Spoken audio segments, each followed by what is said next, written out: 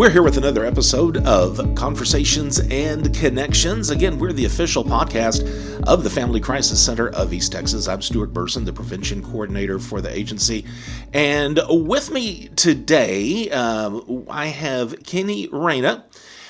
She is with Burke, and want to talk a little bit about Burke and what Burke does in our community, and also about an event they have coming up here in a few months. Kinnie, appreciate it. Thank you so much for letting me come out and visit with you. You're welcome. So first of all, let's go. Well, I'm going to go ahead and throw you a curve right off the bat. So with Burke, well, I take that back. Let's talk about Burke first of all. Let's start really broad. A lot of folks have probably heard of Burke, that live in East Texas. Yes. And may have a vague idea about what Burke does, but can you kind of give me an overview of what your agency does, and I guess maybe what the mission is of Burke? Okay. Well, our mission is kind of broad, and it's something that we hope to do with every individual we worked with, and that's working together to improve lives. And we do this through our services, and most people do think of us as mental health. About 80% of our individuals served is mental health, mental health services. And then the rest of it is intellectual and developmental disabilities. Okay. And also early childhood intervention. And the early childhood intervention is 0 to 3-year-olds. And it's those developmental delays and helping parents and help them detect them earlier, get them treated earlier, and they're less likely, they're able to overcome some of that or to improve their quality of life.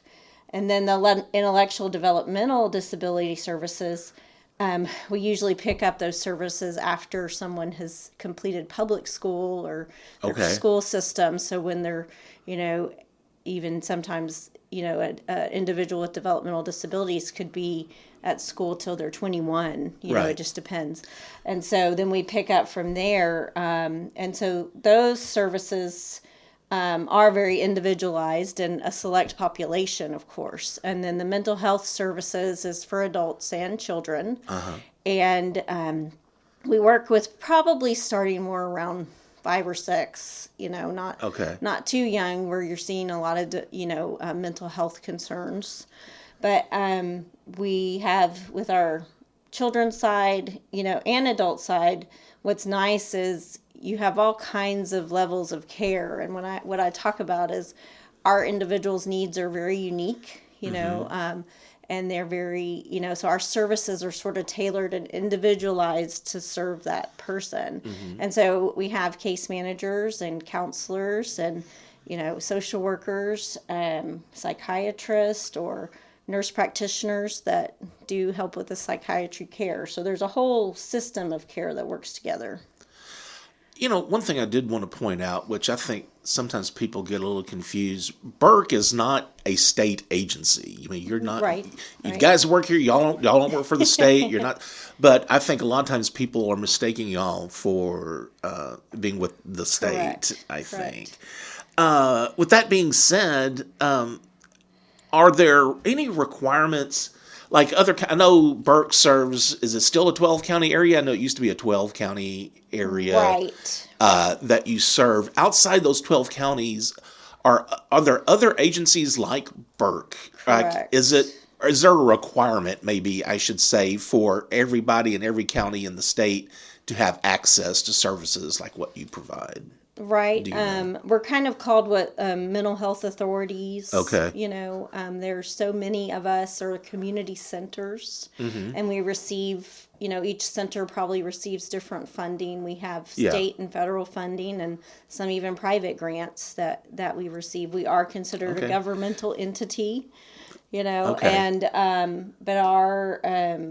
we're not, I guess, that clarification is nice to see. And it's not, it is, there's different services that someone can decide where to be served.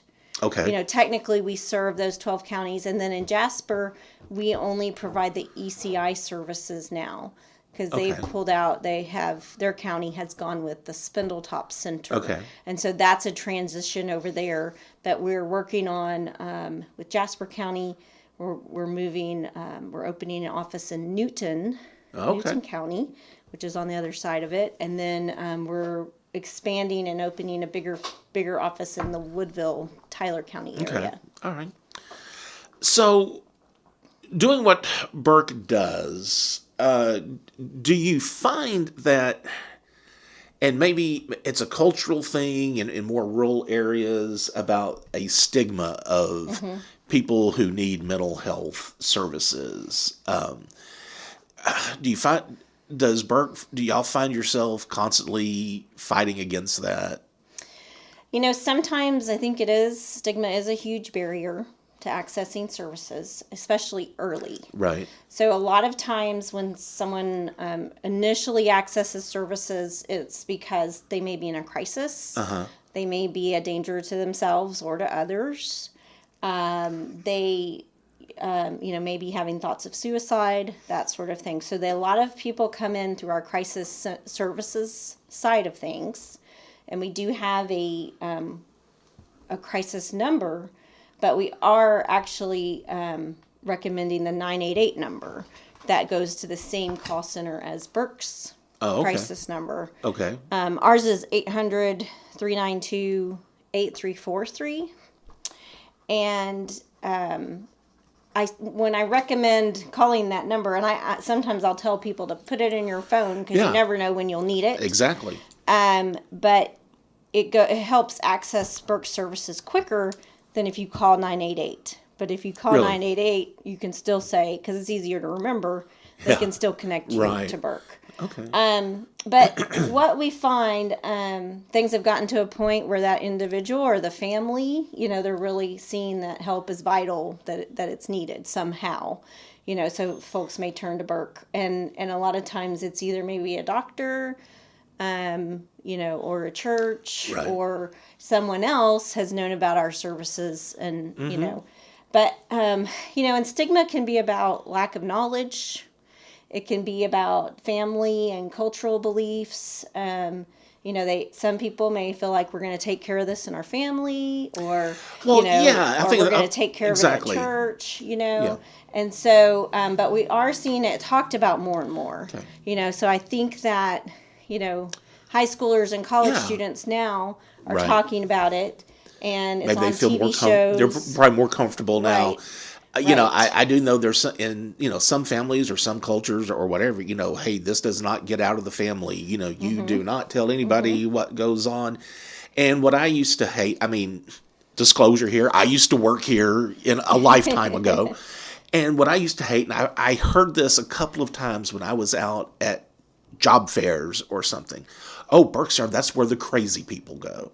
And that just made my skin crawl to hear people say things like that. Right. And that's, and I've always wondered now if it's any better as far as fighting that belief or that idea of the type of clients that Burke serves. Well, and I think it is better, and I have found people in the community even tell me that they've accessed services, and, my counselor there is great, and, that sort of thing. And I'm like, write us a review.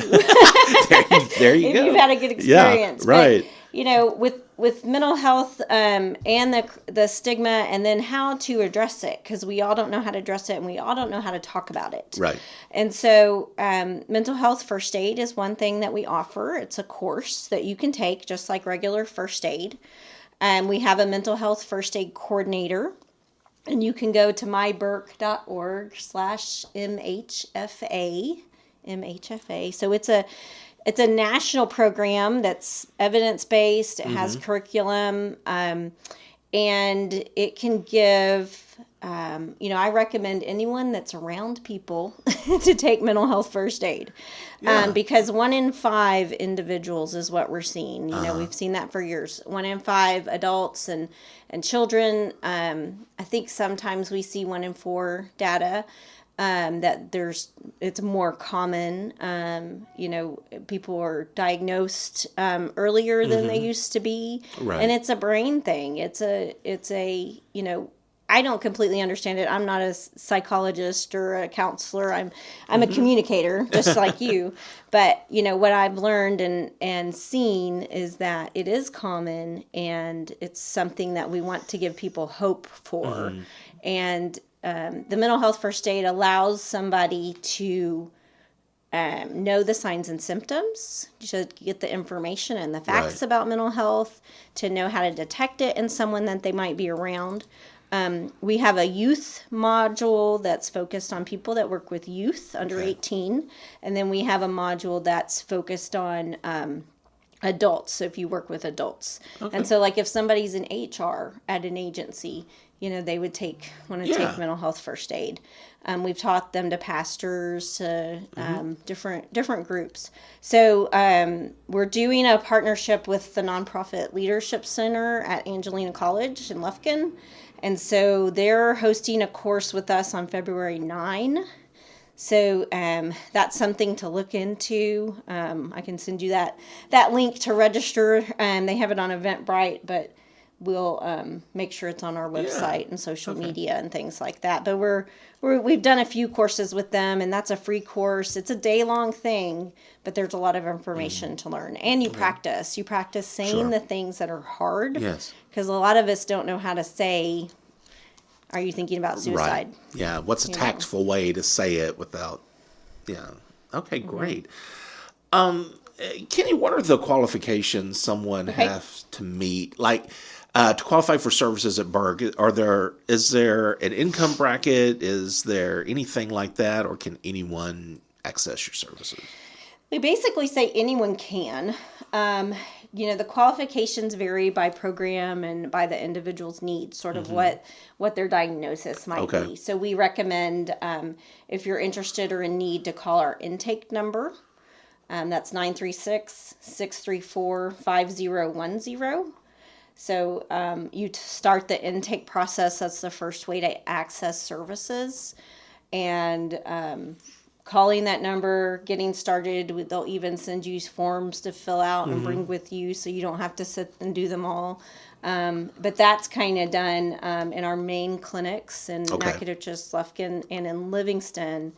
And it's sort of a kind of, once you get through that process, then they determine what sort of services you need. And then, but we do have a sliding scale. We take insurance. If you're cash pay, we look at a regular state kind of sliding scale of your income and your family member size and that sort of thing. We do work with clients on payment plans, but we charge reasonable fees, just because we want individuals to get the help that they need. Of course. Okay. So I want to turn our attention to something that you guys have been doing now for a number of years. It's an event. It's Mission Possible. Tell me a little bit about what is that all about? What's Mission Possible? Well, Mission Possible, it's an annual mental health conference, and it provides continued education for our professionals in the area, mental health professionals and we have other slew of professionals, and I can go through that. But we pull in regional folks. It's not just Nacogdoches and Lufkin, and it's not all Burke employees, though a lot of them attend. And it's providing a resource for our community, that because there's not a lot of conferences that are local that folks can go to. And we're not limited to mental health professionals. So you can be, we do provide continuing education, and we have breakout sessions. It's a 2-day conference. The first day is a half-day, sort of 3-hour ethics workshop. And that's something that our counselors and social workers need, is an ethics course, a certain amount of ethics hours every year. And then the full day conference we'll have keynote speakers, we'll have breakout sessions. And kind of some of the professionals that come are nurses, educators that work with youth in schools or organizations, our community-based organizations. And we'll probably have some family crisis center folks there. health and wellness groups. We also have an Alzheimer's focused. We've partnered with the Alzheimer's Association for many years, and because we kind of work with some of the same individuals, and we'll have hospices and home health agencies, and then we also will have some sessions that are kind of geared to the consumers and to the general public. So it may be something that you don't have to have a degree in social work or counseling to understand the sessions. Yeah, well, and that was one of my questions. Right. And I'm glad you said this isn't necessarily limited to mental health professionals. If anybody just has an interest in this field, they're more than welcome to come, right? Right, and we have a rate. It's $30. It's called our consumer or family member rate. If you have a loved one and you want to understand more about mental health, or if you want to learn more about the services, I thought about even doctor's office staff might want to learn more. And so it's definitely something that's open to the public, and we feed you very well. Is there a particular theme this year? Every year it seems like there's always like an underlying umbrella theme, so to speak. Is there any particular topics or everything that y'all are really focusing on at this session? So our theme this year is making a leap forward. So we are playing on the leap year sort of mentality, and the making a leap forward is we're wanting to motivate our community, our mental health community or our organizations and the individuals that attend the conference, is to, whether it's in their jobs, in their personal lives, not necessarily really changing things, but how do you make a leap forward in your family, or in your job how do you go above and beyond, or kind of getting past the day-by-day humdrum that we sometimes get stuck in, so sort of motivating and encouraging. We have a variety of sort of things that we're looking at with that, and we're developing our speaker panel. We first kind of reach out to our past presenters, and we're in that phase right now. And it's, yes, the conference is, just 2 months away, but we'll have that. No, you need to start working now. Oh, definitely. Yeah. Well, I feel like we should have it by now, but a lot of our presenters aren't ready to commit before the new year. Or all the holiday stuff. We've never been able to really get them to look at that. And we'll bring in some keynote speakers that will be working on some growth ideas and some fostering connectedness and inclusion, and so it's usually a really good conference. We had about 240 last year, so about 250. We have it at the Pitzer Garrison Civic Center here in Lufkin, and this is our third year to do it I was there. wondering, because you used to be at SFA, so you're moving it to Lufkin here at the Civic Center. And so 2019 was our last year to have it at SFA. Okay. And we wanted to try something different, just a lot of reasons, kind of pulling it away from the campus, and not that that's not something we might do again, but it's worked for us to have it there, and it allows us some flexibility. People, well, I hear about it when we talk to individuals, when we get evaluations, they do enjoy the learning opportunities, but they also really enjoy the networking opportunities that they get to see people they don't always see. They get to, or maybe it's people they work with by phone or email at other agencies. And this helps them get together and build those relationships, and then learn about the other services in the area, or just a new topic. Okay. How long has Burke been doing this? What year? What number is this? So, this is our 27th. The 27th one, annual really? Conference. Okay. And we did skip 2 years. So in 2020, we were about to have our conference in March. I remember that. And we had to cancel. And then in 21, we opted to have a virtual web series, Okay. And so then we did come back in 22 and had our 25th anniversary so we could celebrate that together. And there were people there that had been to the that many conferences, that had come every year. So it's nice to see that that commitment, and that there's people that are that value or loyal to the conference. Yeah. So I would say that the first conference, I believe, was 1995, and it may have just been, sort of a small group of maybe 20 people that the School of Social Work, they were the ones that first put it on. Yeah. So, Kinnie, when is this going to take place again? So it's March 19 to 20. Okay.